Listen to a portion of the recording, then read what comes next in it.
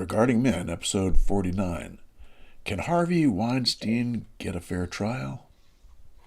Well, hello there. I'm Janice Fiamingo, and I'm joined with my ever-present, ever-wonderful co-hosts, Paul Elam and Tom Golden.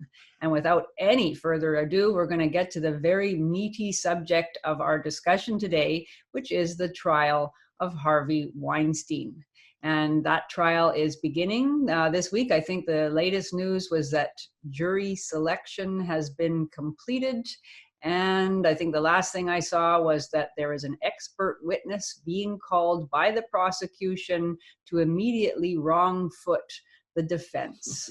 And the defense, of course, is going to argue that these particular relationships were, well, there's only two of them, that which is interesting in itself, that out of the 80 plus or even 90 plus accusers of Harvey Weinstein, only two are going to actually face him in a criminal court. I think there are a number of others, maybe a dozen or so, who are suing him in civil court, where, of course, the burden of proof is much lower. So that's interesting in itself, too.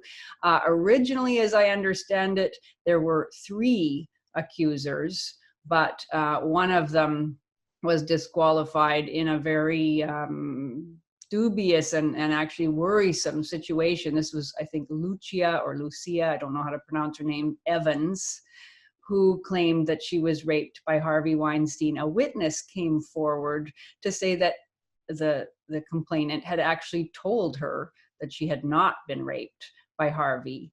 This witness was, it's not clear, but either the police officer who interviewed this witness never took it forward to the Crown, or the Crown suppressed the witness's statements.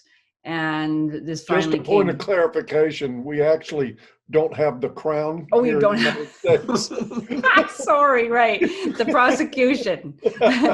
Yeah. Oh boy, We know not a good meant. start. We know what you There's a meant. trivial difference. Don't listen to Yeah. Elam. Thanks for correcting that. Yeah. Anyway, and so the prosecution declares that they never got the evidence. The police officer says that he did give it to them, and not clear what happened there. But it certainly indicates something, perhaps, about the zeal with which Harvey Weinstein is being pursued. And so we'll get into some of those issues perhaps a little bit later. Now, Weinstein, of course, is a fascinating case because he's the face of Me Too, really. Yes. He is perhaps the most hated man in Hollywood or in our popular culture today. Whether he is found guilty or not in this trial, he's ruined personally, financially, professionally. He was really, he's the one that everybody is convinced, even sort of sober commentators are happy to have seen him taken down. There are very few people willing to say, well, we have to let him have his day in court. And the case is an interesting one because it reveals all sorts of things about this contemporary cultural moment, really. And although I'm willing to say that Harvey Weinstein doesn't look good in all of the proceedings, I have to say that the accusers don't look very good either. And in fact, that the whole thing stinks and raises all sorts of moral and legal questions. So let's dive in. I want to say something right up front that just needs to be said, and that is that Harvey Weinstein is innocent. We have a presumption of innocent. And before we launch into this conversation, I want to just point out for a moment what that actually means. It doesn't mean that we kind of give Harvey Weinstein the benefit of the doubt. It literally means that we have to assume in legal terms that Harvey was walking down the street minding his own business, and the state, for no reason whatsoever, grabs him off the street and charges him with a crime he did not commit. That is what presumption of innocence means. It means the state must prove beyond a reasonable doubt that he is guilty of this crime.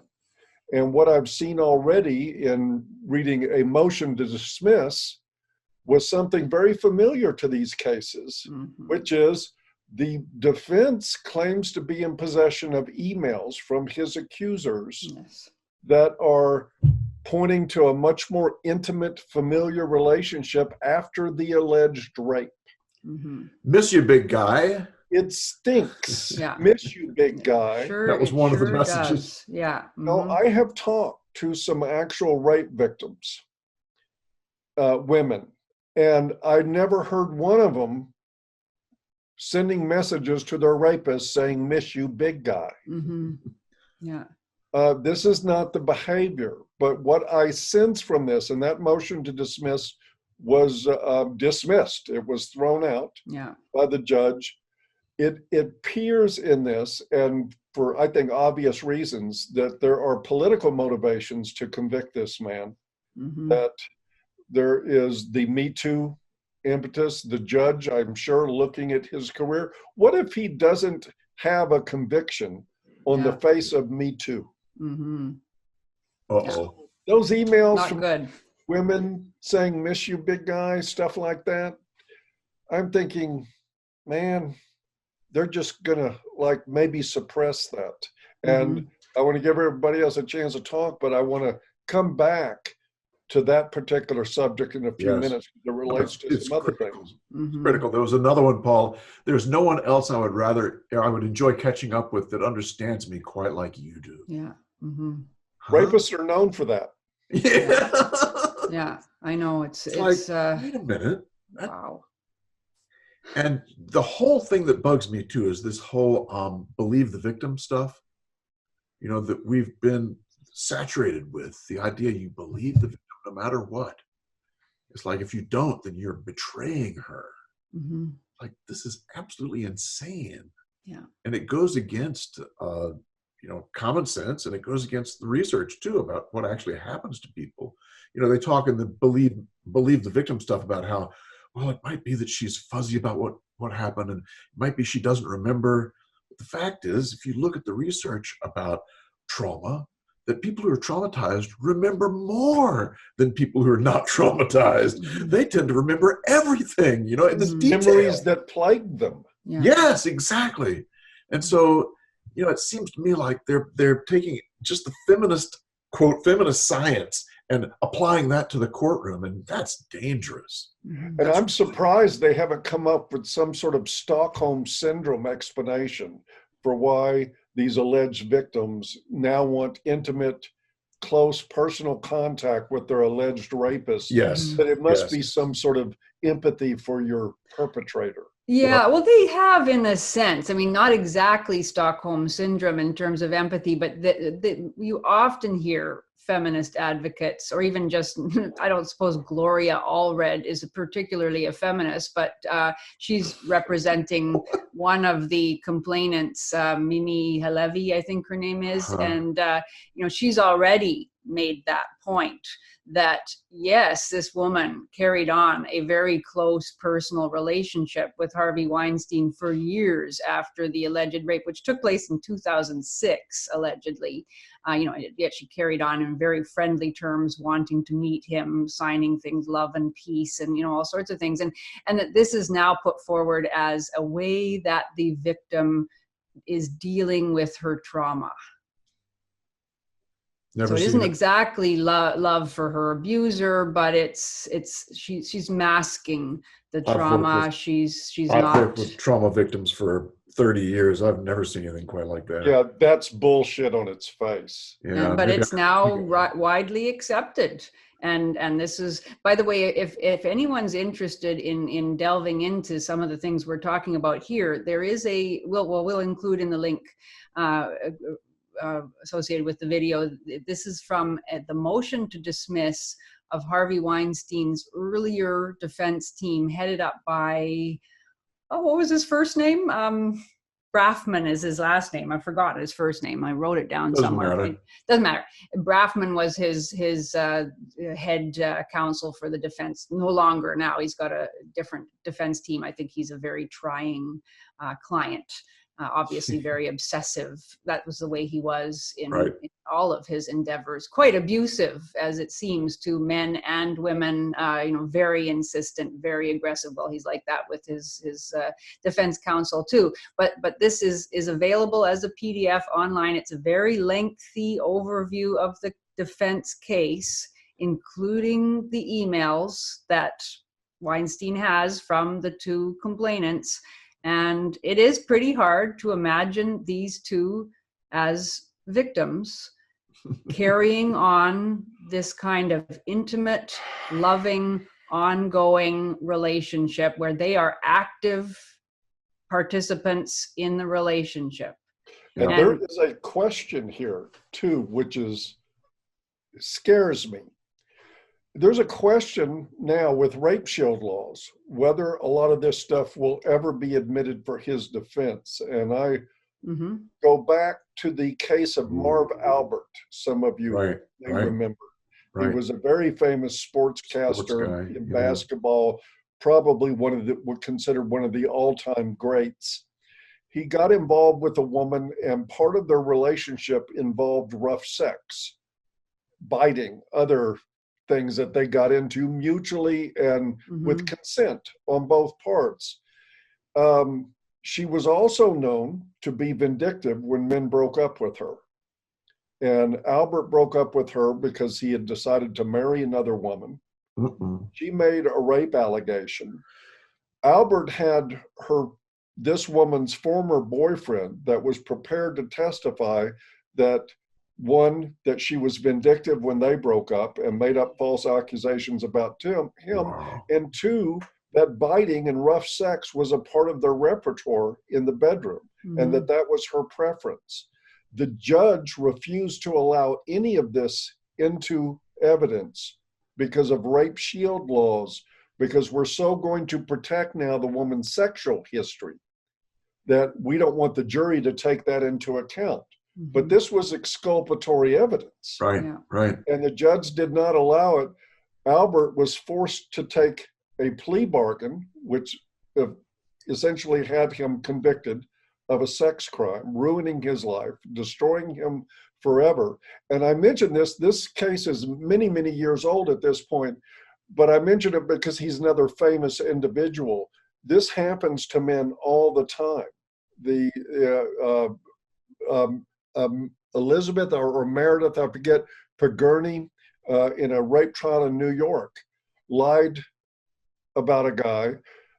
Her admission that the sex was consensual was kept out of court. He went to prison for 4 years, where he was assaulted by other inmates because he was a rapist and seriously injured, spent 4 years in prison. Eventually she admitted to it, and she wound up for a few months in prison. But this stuff happens regularly, and I can see it happening to Harvey Weinstein right now with no problem. Yeah.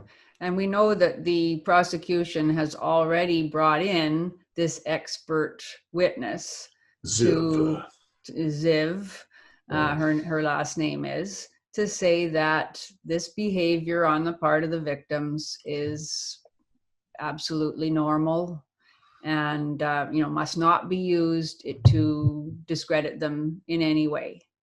So essentially, if that is accepted, then there is no defense. Right.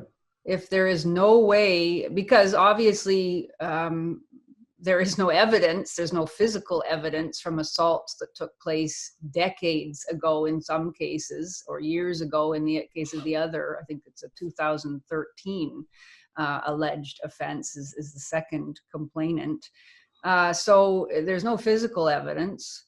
There is no other kind of evidence except how the complainant behaved with the accused. And if we're supposed to accept that whatever the complainant did is absolutely typical of a rape victim, even if she carried on a happy sexual relationship with her rapist, even if she wrote to him constantly saying how much she loved him and how much she was looking forward to seeing him again and chatting with him, and So, it's really quite startling. It's the same kind of cutting off of the defense at the knees that was used in the Bill Cosby trial. Right. And we saw that it was successful there. And it is really, I just find it, I don't think it can be overstated how astounding it is. What it is essentially saying is that these women are liars. That's how they cope with life, with their own behavior. They have lied to themselves. They have lied to their closest friends. They have lied to their alleged abuser. Yet now we're supposed to believe they're not lying. Exactly. Of course. And Wow. it's also, I think, important to point out that the behavior of both parties in these situations, as it likely went down, was very typical for what goes on in Hollywood. You have producers all the time handing out roles in exchange for sex. Right. That's been the Hollywood way for decades and decades and decades. That's why you have young aspiring starlets busing into Hollywood every year in droves, looking to make those deals, and men willing to make those deals. One might even argue, if you want to take a Evo psych look at it, that this is it's a microcosm of relationships between men and women and how they typically happen. Yes. And I don't think there's any arguing that. But on the other side of this, the legal sense, this is why, and I've been criticized for it roundly in many media sources, why I advocate the concept of jury nullification. When the system is stacked so that you cannot get due process, that you cannot get a fair trial. Thomas Jefferson said that the jury trial was the only instrument yet known to man by which a people can hold their government to the principles of its constitution. And this is why jury nullification is such a profound thing. If you can't get a fair trial in a rape case anymore, it's very hard. It sure is. For a defendant to get a fair trial. And if they're bringing in experts to telling you that her having sex with him 75 times after the so-called rape is evidence of rape, Yeah. then there's enough there for me to call bullshit and vote not guilty. It's very, you make a very compelling case. I mean, it really is startling. I agree.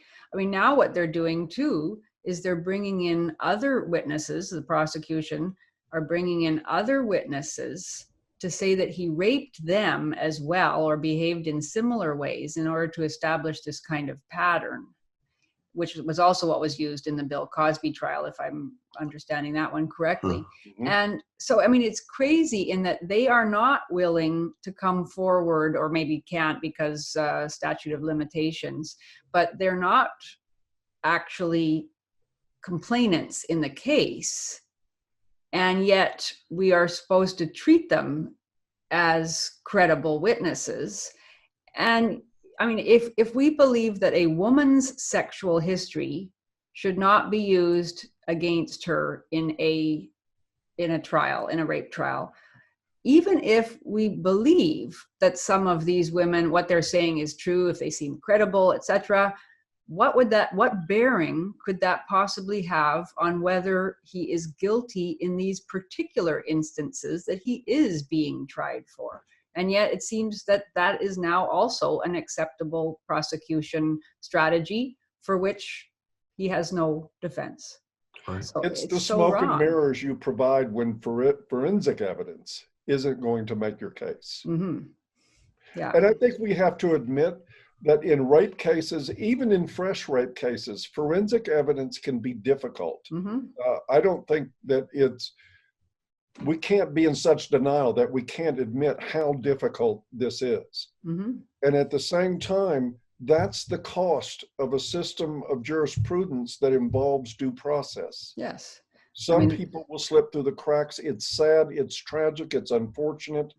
But as I said, rather than starting to incarcerate everybody who's accused, we have to rely on due process. It used to be better that 10 guilty men go free than that one innocent man be unjustly imprisoned. The feminist position is better that 100 men go to prison, 100 innocent men rather go to prison, than that one accuser hesitate to come forward.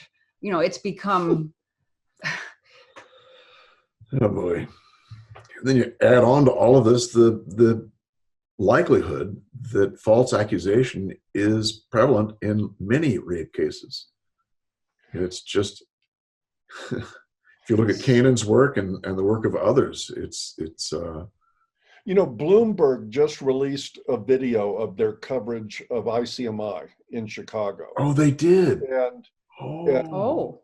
in that, and a matter of fact, we'll put a link to that below so that everybody can watch it. And they covered discussions with me and with Karen Strawn and others. And it showed them going through one feminist canard after another, including not just the wage gap and the totally nonsensical notion that more women and girls are physically assaulted in our society than men and boys. But also that 2% of false accusation of accusations were false, which is a statistic with no real source that any feminist will ever really provide. Yeah. And we have Canaan's work and the work of MacDonald and others that put this more realistically at 40 to 50% false accusations. Yep. But of course, that doesn't stop feminists from, of course not, parroting the canards. Yeah. And if you look at the, what's the name of the group that takes people who are falsely accused and pulls them out of prison? The Innocence Project. Innocence Project is almost, I think it's 75% are false rape sexual cases. assault. Yeah. And some of those, to be fair, are cases of, I did a little research on that there's a fair amount of those that are cases of mistaken identity and what have you. But somewhere in the neighborhood of 30 to 35% of those who are exonerated with DNA evidence, it was a matter of being lied about. Yep. And of course, feminists say there's 15 gazillion rapes a year. If 2% of those are false allegations, that's an awful lot. Yeah. It's an awful lot of people. Yeah. And if it's 50%, that's a gazillion guys who are being screwed. And even the feminists have to admit, I mean, I've looked at those pro-feminist studies. Most of them say something like 2 to 8%. 8, you're already getting up into a pretty high number. And that's just the known cases. So, you know, that's the cases where the woman has confessed that she concocted the allegation. Yes. There are very few cases where someone actually confesses that they lied in terms of the overall number. So it is very, very disturbing to see this idea of female purity and female innocence and how that maintains its tenacious grip on our cultural mentality, even in these cases where, okay, let's accept, as probably is the case, that there was a lot of dodgy stuff going on. And that it certainly seems, I mean, we've all heard the recording made where Weinstein is begging this woman to come into his hotel room. And I mean, it hardly seems to me to be a sexual assault, but it indicates something off about his relationship with his sexuality, I would say. I don't know how one would diagnose it, but he seems desperate for this woman and can't bear the thought of her turning him down. So let's accept that he didn't behave like a gentleman. But all of these accounts, if you go back to the 2017 article by Ronan Farrow, which kind of, I think, was the beginning of the whole case, where multiple women told their stories. There's a couple things that really jump out at one. I mean, one is that if even a small fraction of these women had come forward many, many years ago, this would not have been able to go on. Right. This is a case of mass complicity on the part of women who freely confess they knew what was going on and yet stayed silent, and were quite willing, it seems, for an awfully long time to sacrifice their own selves, if that's what they really did, as they claim, and to sacrifice many other women. Why? Just for stardom? I mean, it doesn't make sense to me. They and also their descriptions of their, the trauma, the how devastating it was. It's in some cases of alleged assault, but also in other cases where what he did was nowhere near a horrific rape, just objectionable comments or masturbating in their presence, things like that. Exposing himself. Yeah, that kind of thing. Okay, well, maybe you didn't like it. I cannot imagine that it would lead to tears and bulimia and trembling, and I'm utterly unable to kind of recover from this horrific thing that happened. So, on the one hand, you have these incredibly successful, powerful, elite women. On the other hand, their confessions of unbelievable naivete, innocence, fragility, inability to say no, inability to say what they mean. I mean, which is it? And I keep thinking, I mean, if you really do regard your body as such a sacred vessel that even a wayward touch is going to, cause years and years and years of psychological trauma, then why would you ever trade that for stardom? I don't see how it can be both at the same time. And yet that's what we're supposed to believe. And we're also supposed to believe that these women are mature and determined and successful and smart and everything else, but that they are somehow incapable of saying no to a man who pushes them. Well, again, which is it? I mean, I have trouble saying no. I know that is a thing, with both men and women. That's my issue. And I have learned how to say no, often with apologies. So what are we supposed to think then about these women? And how can we trust them and treat them as autonomous, fully adult, mature human beings when they tell us over and over again that they're not? Well, I think one of the things that's very telling about this is that none of these accusers, the two that are involved in the criminal case now and most all of the others that were lined up, they're all living proof of one thing, that just because you have sex with Harvey Weinstein doesn't mean you can act. You never heard of any of them. None of them made it. And we're talking about women who have come out of the woodwork from decades ago with Gloria Allred in tow. Mm-hmm. A sure sign to me, when I see that sign, the tearful 50-something woman that was touched on her left breast 35 years ago, and she's crying for the cameras about it with someone like Gloria Allred with her, I see a liar. That's the first word that pops into my mind. I do not believe any of this. I see dollar signs. They were participating, to me.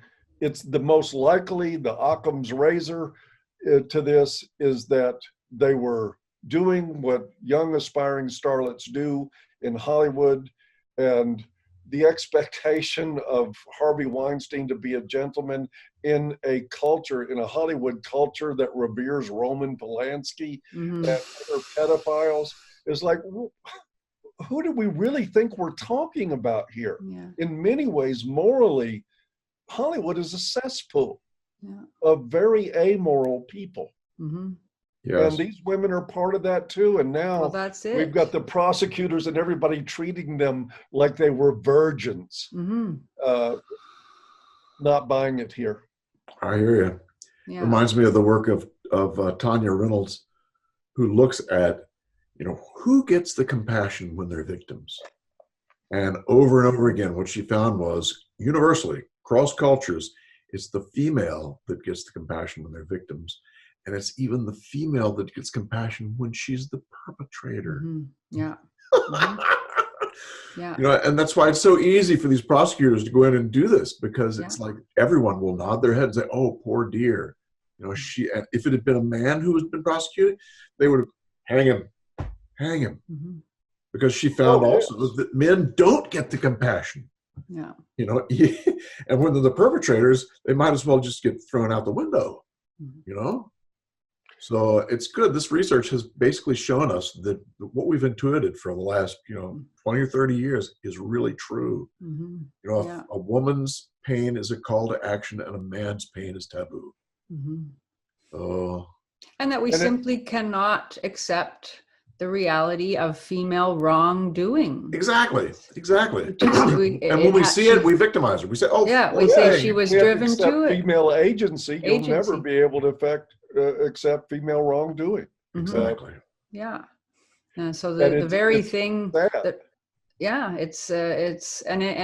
when it begins now to affect every man alive, to the extent that every man is vulnerable to false accusations and to the mass conspiracy to believe women, even when they're entirely lacking in credibility, it's a very worrisome thing. Amen. Yeah. I'm inclined to believe, looking at this, I mean, and again, I don't know what happened in those rooms. I'll never know I don't think I'll ever know what happened, even regardless of the court case. But my inclination in this, if there's a victim, I'm inclined to think it's Harvey Weinstein more than these women making the accusations. So I know he's not, a very pitiable character. None of them are. But well, that's certainly how his defense team now is saying that, and I think there's some sense to that. They used him. They saw that he was vulnerable to their manipulations. They used him for what they could get out of him. Yes. And this is the thing, we have decided to universally frown on what we call sexual harassment on the side of the man.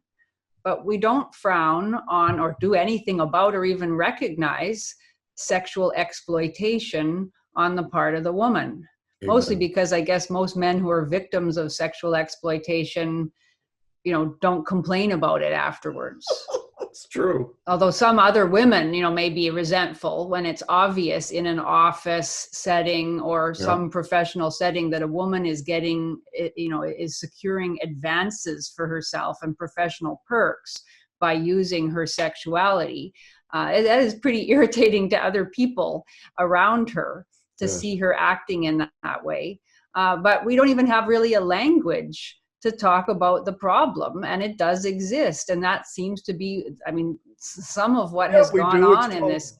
It's called business as usual. Yeah, business as usual. Yeah.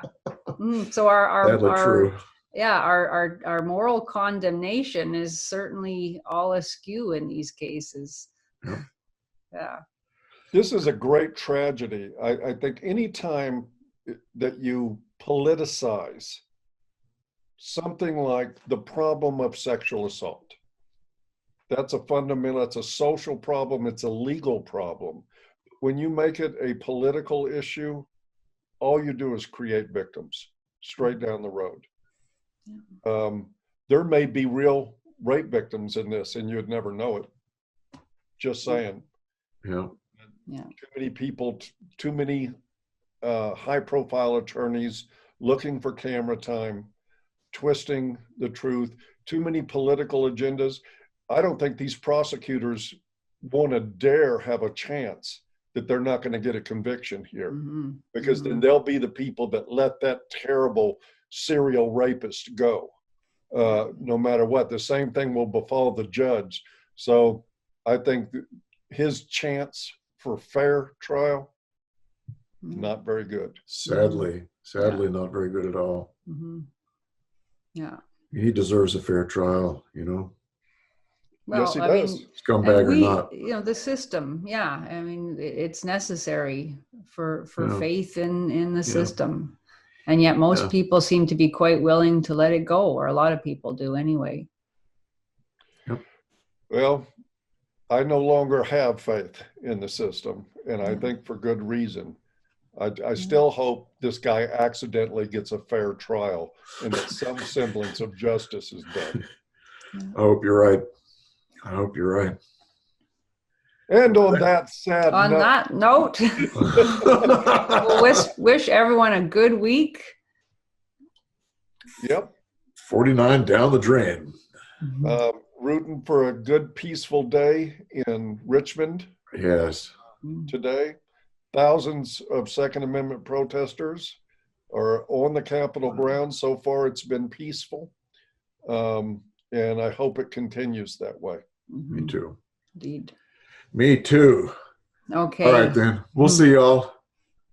Y'all take See you care. next week. Take care. Bye-bye. Bye-bye.